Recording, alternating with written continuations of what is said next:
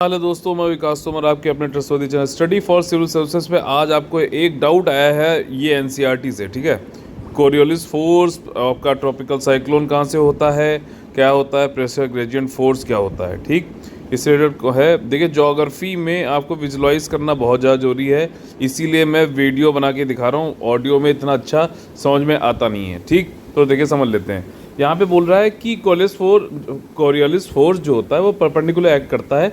सबसे पहले आइसोबार क्या है, आइसोबार क्या है? आइसोबार का मतलब ये है सेम एटमॉस्फेरिक प्रेशर जो है, मान लीजिए ये लाइन है। ठीक, ये दो लाइनें हैं। ठीक, ये मान लीजिए कुछ हज़ार मिलीबार्स है, एटमॉस्फेरिक प्रेशर है, और ये 1015 या कुछ भी है। ठीक, दो तरीके के आइसो। तो ये कौन सा लो प्रेशर हुआ, हाई प्रेशर कौन सा हुआ बताइए? लो प्रेशर ये हुआ ना, क्योंकि ये 1015 आपका मिलीबार्स है एटमॉस्फेरिक प्रेशर। ठीक, और क्योंकि ये लाइन क्या है, ये लाइन डिनोट कर रही है कि कहाँ कहाँ पे 1015 वाला एटमॉस्फेरिक प्रेशर है। समझ में आया ना? तो ये हाई प्रेशर हो गया। ठीक, अब यहाँ पे ये कह रहा है कि pressure gradient force is perpendicular to an isobar.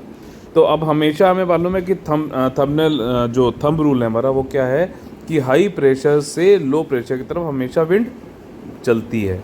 ठीक, क्यों? देखिए अब इसको बता दीजिए। जैसे ये ज़मीन है, यहाँ से हाई प्रेशर, यहाँ पे गर्म जब होने लग गया। ठीक, तो यहाँ की जो एयर थी वो ऊपर उठ गई।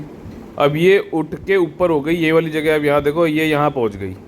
ठीक, ये ऊपर उठ के यहाँ पहुँच गई, तो ये यहाँ पे वैक्यूम जो क्रिएट हो गया, इसको फिल करने की कोशिश करेगा। तो रिलेटिवली, ठीक, यहाँ पे लो प्रेशर है, ये लो प्रेशर है, रिलेटिवली जो हाई प्रेशर वाले एरियाज़ हैं वो क्या करते हैं, क्योंकि वो ज़मीन पे रह जाते हैं, तो वो इस वैक्यूम को फिल करने की कोशिश करते हैं।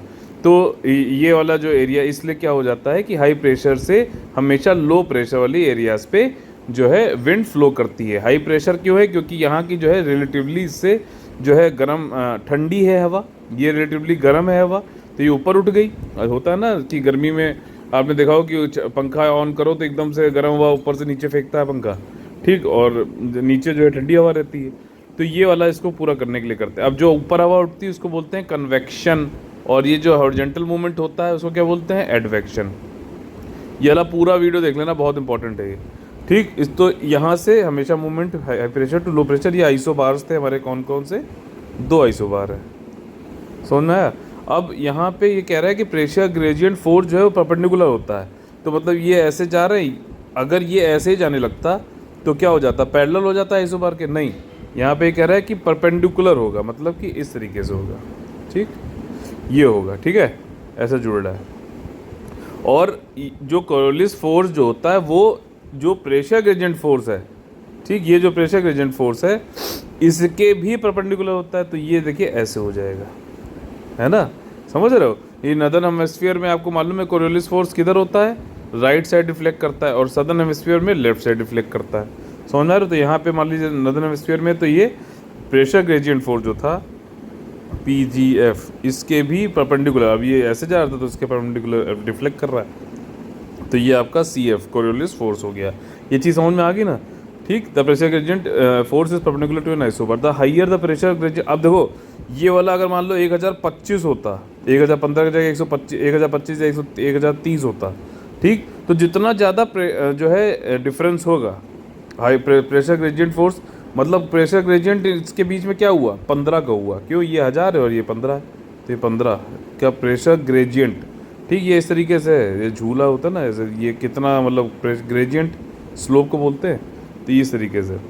तो ये वाला अगर मान लो 25 होता तो और ज़्यादा प्रेशर ग्रेडियंट होने पर क्या होगा कि विंड की वेलोसिटी भी ज़्यादा होगी और जो है डिफ्लेक्शन भी ज़्यादा होगा। इसीलिए जैसे जैसे हम इक्वेटर के पास आते हैं तो वहाँ पे क्योंकि कोरियोलिस फोर्स होती नहीं है तो वहाँ पे जीरो होती है, तो वहाँ पे जो है डिफ्लेक्शन कम होता है। लेकिन जैसे जैसे हम पोल्स पे पहुँचते आते हैं ध्रुव वाले एरियाज़ में, तो वहाँ पे जो है कोरियोलिस फोर्स बहुत ज़्यादा होता है। ठीक है, as a result of these two forces operating perpendicular each other, low pressure areas the wind blows around it. हाँ, तो देखिए अब एक चीज़ और बता देता हूँ यहाँ पे आप लोगों को, ये वाला सॉल्व करते हैं। देखिए ऐसा है कि ट्रॉपिकल साइक्लोन का आप लोगों ने देखा होगा नदर्न हेमिस्फीयर में जो है इस तरीके से होता है ना, एंटी क्लॉकवाइज होता है। क्यों होता है? कभी आपने सोचा है?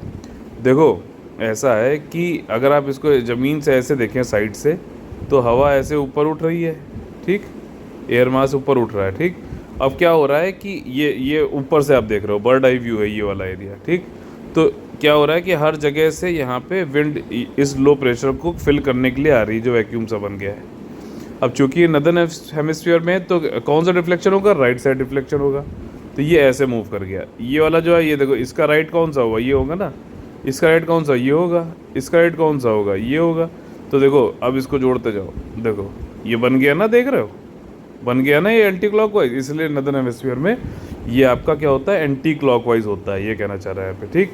लो प्रेशर एरियाज में विंड ब्लोज अराउंड इट, इसीलिए इसके पास पास घूमते हैं और ये ऊपर उठता चला जाता है, ठीक। जैसे से ऊपर उठ रहा है ये जगह पे आ रही है यहाँ पे हवा, समझ में आया ना।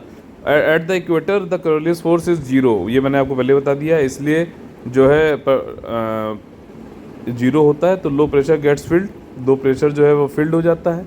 अब ये वाला जो है कोरियोलिस फोर्स की वजह से ये इस लो प्रेशर के आसपास घूम रही थी जो है आपका विंड, लेकिन जब कोरियोलिस फोर्स ही नहीं है इक्वेटर पास में, तो क्या होगा, जैसे ये जगह थी लो प्रेशर वाली, अब यहाँ पे इक्वेटर वाली जगह पे क्या हो रहा है, इक्वेटर के आसपास कि कोरियोलिस फोर्स नहीं है, तो क्या है कि यहाँ घूमने की जगह ये इसी को फिल कर देती है ऐसे, ये ऐसे, ठीक।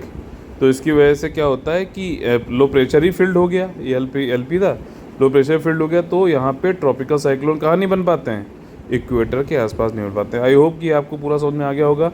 इस वाले में देखिए, इस वाले में कौन कौन से हमें टॉपिक पढ़े, कोरियोलिस फोर्स क्या है, प्रेशर ग्रेडियंट फोर्स क्या है, आपका आइसोबार क्या होता है, बिल्कुल बेसिक से एक एक चीज़ बताइए, हाई प्रेशर से लो प्रेशर क्यों जाती है, ठीक, विंड मूव करती है इक्वेटर पे, ट्रॉपिकल साइक्लोन क्यों नहीं होते हैं, ठीक है। कोरियोलिस फोर्स जो है कैसे एक्ट करती है, प्रेशर ग्रेडियंट फोर्स के हाई होने पे क्या होता है, लो होने पे क्या होता है, ठीक। ये सारे जो है टॉपिक आपने यहाँ पे 7 मिनट में समझ लिए, और भी जो है इसमें समझे आपने। तो अगर आपको अच्छा लगा तो बताइएगा इस तरीके से। ज्योग्राफी वाला तो आप लोग को ऐसे ही करना चाहिए, आप इमेजेस भी देख के कर सकते हैं, विजुलाइज करना जरूरी है। जय हिंद जय भारत। फिर भी कुछ ना समझ में आओ तो पूछ लीजिएगा।